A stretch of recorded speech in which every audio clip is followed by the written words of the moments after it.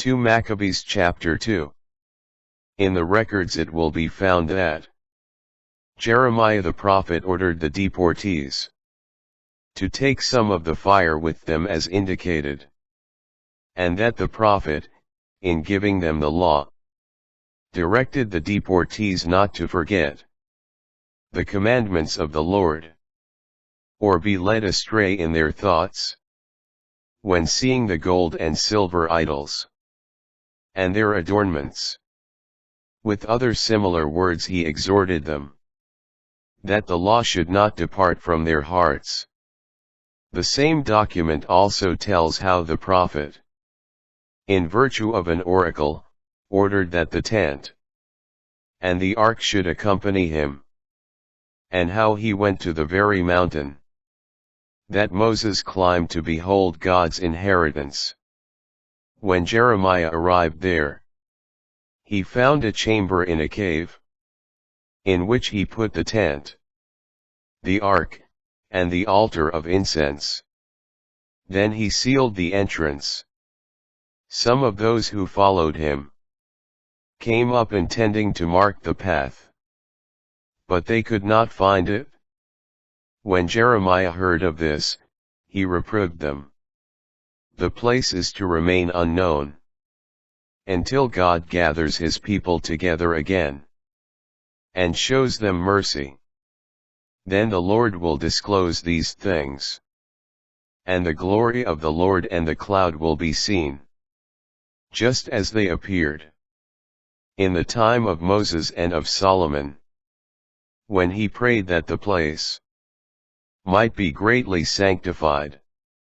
It is also related how Solomon, in his wisdom, offered a sacrifice for the dedication and the completion of the temple, just as Moses prayed to the Lord, and fire descended from the sky and consumed the sacrifices. So also Solomon prayed, and fire came down and consumed the burnt offerings.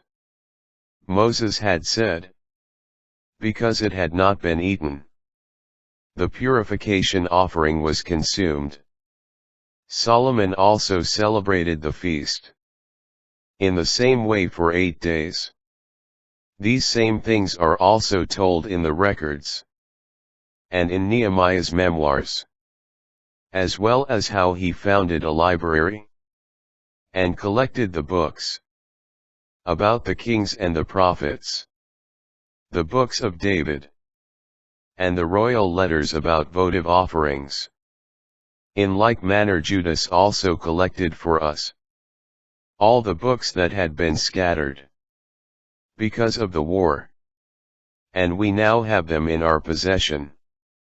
If you need them, send messengers to get them for you. As we are about to celebrate the purification, we are writing, you should celebrate the feast days. It is God who has saved all his people, and has restored to all of them their inheritance, the kingdom, the priesthood, and the sacred rights, as he promised through the law. For we hope in God that he will soon have mercy on us, and gather us together from everywhere under the heavens to his holy place. For he has rescued us from great perils, and has purified the place. Compiler's Preface. This is the story of Judas Maccabeus and his brothers, of the purification of the great temple, the dedication of the altar, the campaigns against Antiochus Epiphanes and his son Eupator, and of the heavenly manifestations accorded to the heroes who fought bravely for the Jewish people.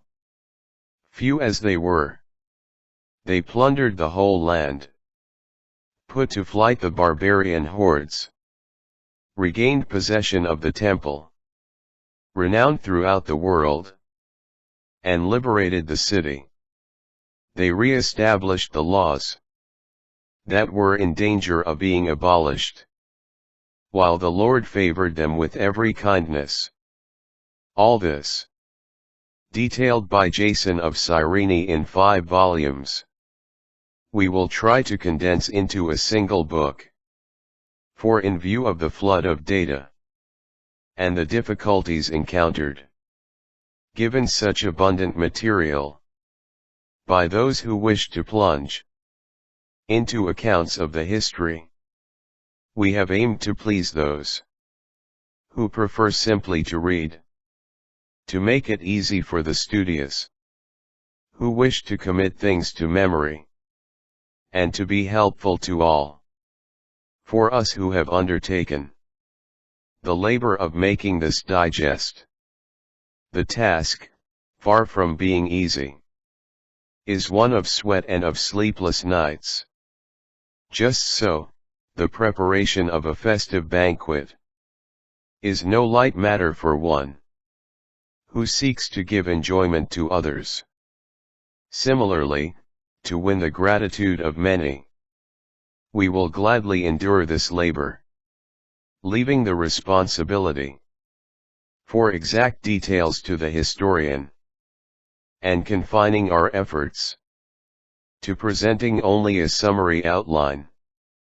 As the architect of a new house must pay attention to the whole structure, while the one who undertakes the decoration and the frescoes has to be concerned only with what is needed for ornamentation. So I think it is with us to enter into questions and examine them from all sides, and to be busy about details is the task of the historian. But one who is making an adaptation should be allowed to aim at brevity of expression, and to forego complete treatment of the matter. Here, then, let us begin our account without adding to what has already been said. It would be silly to lengthen the preface to the history and then cut short the history itself.